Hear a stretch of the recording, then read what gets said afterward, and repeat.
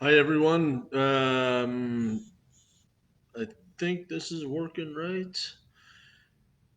Give it just a couple of seconds here, for people to be able to get logged on here. Um,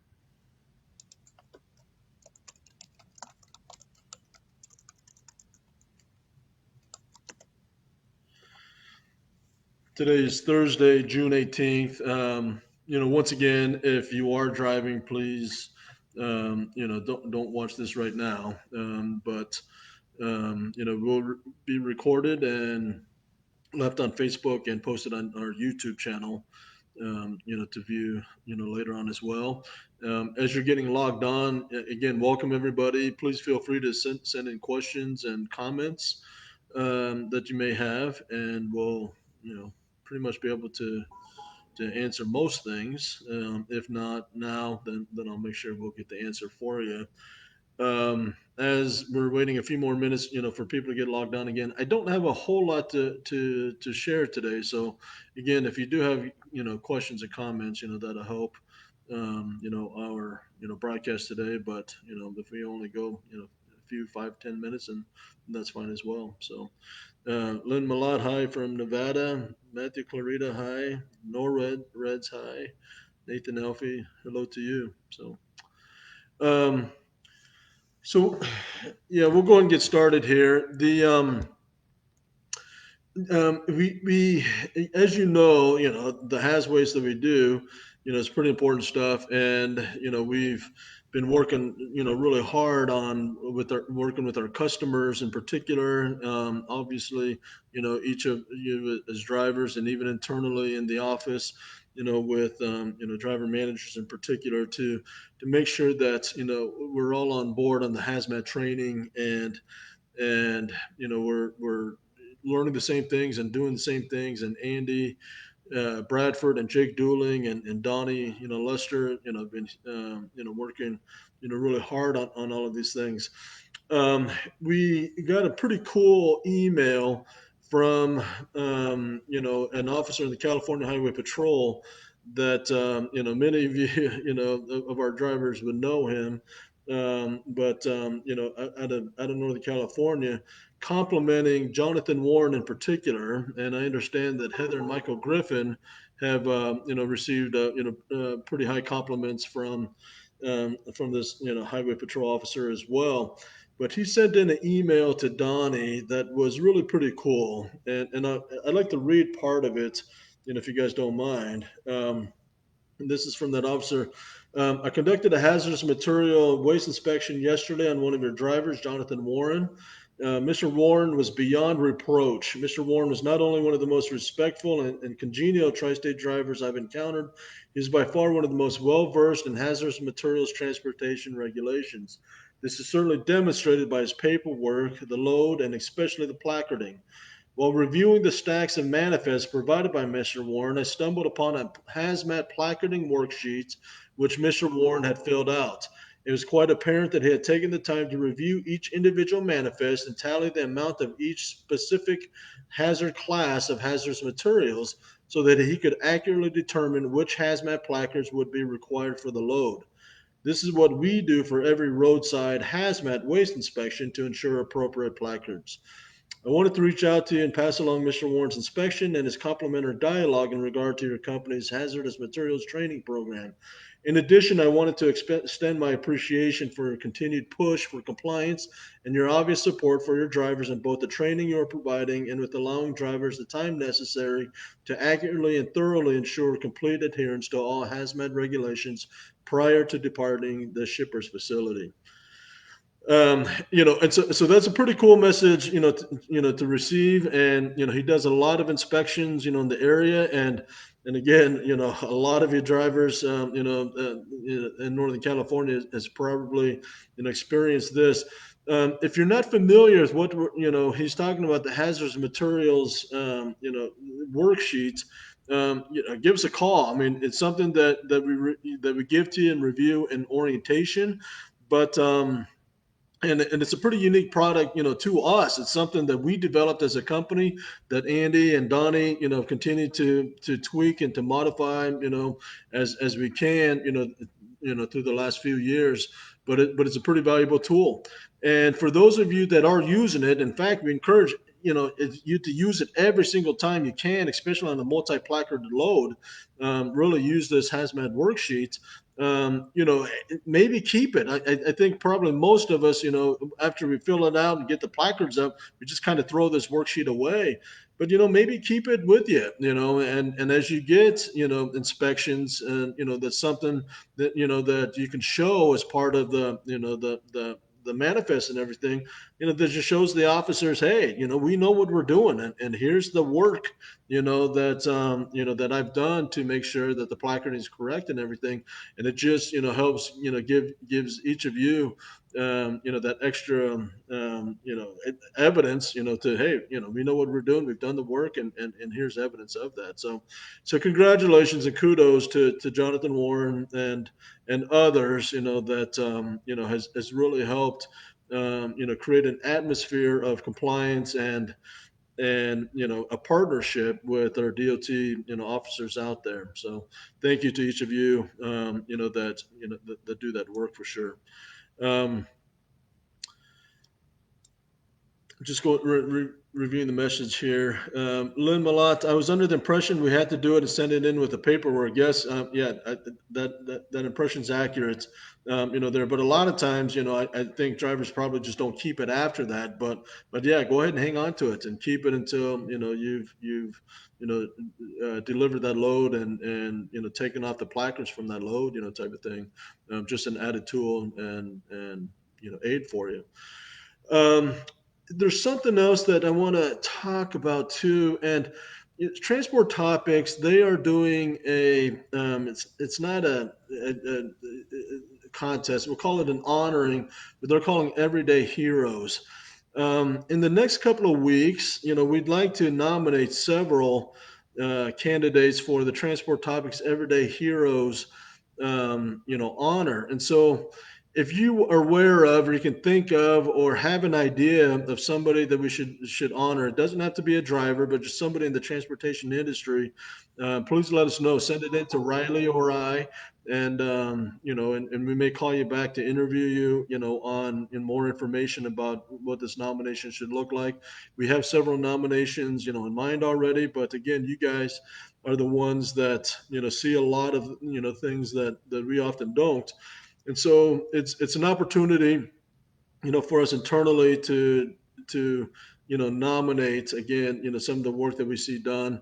But please send us in, other ideas that you have of drivers and office personnel or shop personnel or DOT officers or customers, anything that you see that that we can nominate as an everyday hero as part of the transport topics honor here.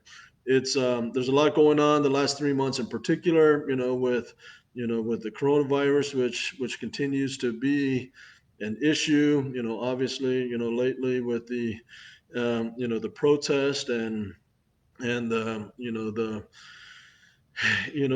social injustice, issues and the various things that we see, around that.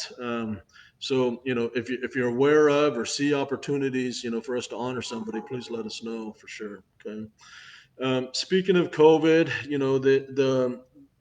as states have reopened, on June 1 in particular, and most states are, largely, reopened for business, there is a spike, in documented cases of the coronavirus, and again, some of it probably is related to additional testing, but probably, well, it's not probably, we're fairly certain that there are more cases of the virus, just as people are getting out and about as well.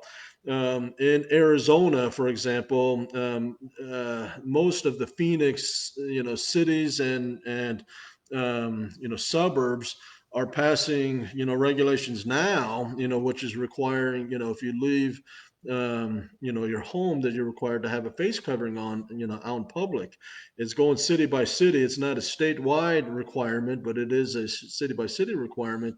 And right now, I think Mesa and Tempe, has passed that regulation, but the city of Phoenix and Glendale and Chandler and all the other suburbs, Peoria, are meeting today and tomorrow, on these regulations, and I suspect that those regulations are going to be passed. We've already seen that, of course, in several places in Texas and Laredo, and Eagle Pass. So again, regardless of your individual feelings about it, regardless of your personal politics, whether you agree or not, these are the regulations that we're seeing, and I suspect we're going to see more and more.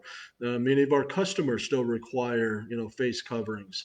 And again, regardless of our personal feelings on that, those are things that we're required to do to be compliant with our customer needs, and then local municipalities requirements, as the country continues to deal with the coronavirus.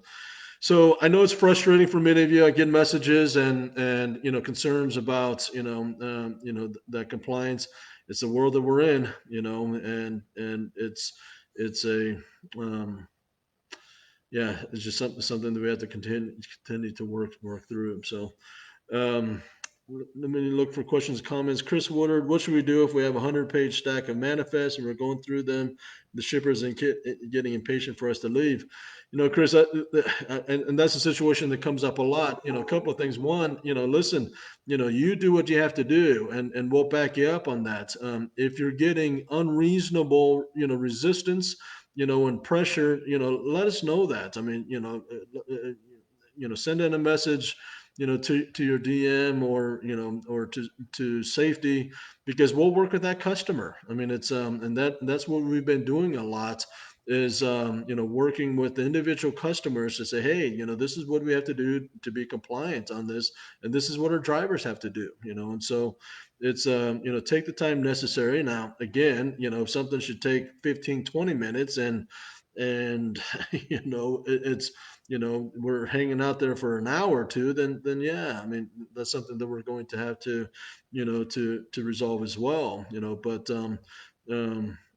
work with us, and we'll work with the customers as well. Don't let it be a conflict, for sure. I mean, it's, again, the rule is we're not asking you to get into any arguments with customers or anybody else. Let us know what you're dealing with, and we will handle it on your behalf, type of thing. So anyway, I know you get into put into awkward situations, and let us help you resolve that, there. So I really don't have much of anything else, to share with you. Again, we appreciate the work, that you do. I would encourage, that each of you, I mean, it's there's just so much going on, in the world, and many things. It's unprecedented in my lifetime. The pressures and the different things that we're seeing. Make sure you have some self-awareness about your mental health needs and your emotional needs. I mean, it's I listen, we're all tough and we're all rugged, and we all think that we're doing fine, but your co-drivers, as teammates and co-workers, be open for indications that maybe your co-driver, your partner, just needs a break. I mean, it's if your driver manager says something to you about hey, this, it doesn't seem normal for you, this feels like an overreaction, or something, maybe see if you do need a break, and to take that mental health and emotional time out, whatever that looks like, for each of you individually. I mean, it's type of thing, but I think that awareness is important. And um, yeah, I mean, it's just something that we need to take care of each other and ourselves, for sure. Daniel Ginger Norred, what do we need to look for in a nominee? Again, the transport topics, everyday heroes, is pretty broad. I mean, it's I don't think, the term, to me, everyday heroes, means sometimes stability and consistency, and the little things that up to big things that are heroic. It doesn't always have to be something flashy and newsworthy, but if there's somebody that you respect, if there's somebody that you just see constantly, um, doing good things, let us know, okay? And we're happy to nominate them, or you can nominate them yourself as well. But I think the term everyday heroes, is allows for a breadth that's not glamorous, and we're not looking for Avenger heroes, type of thing. I think it's everyday, things that we just do well every single day. So thanks for that question. Anyway, we appreciate all of you, and hope you stay safe. Fourth of July is coming up. Freight is picking up, and the summer's upon us. So, if there's anything that I can do or we can do for you, please let us know. And look forward to talking with you and seeing you again next week. Thanks, everybody.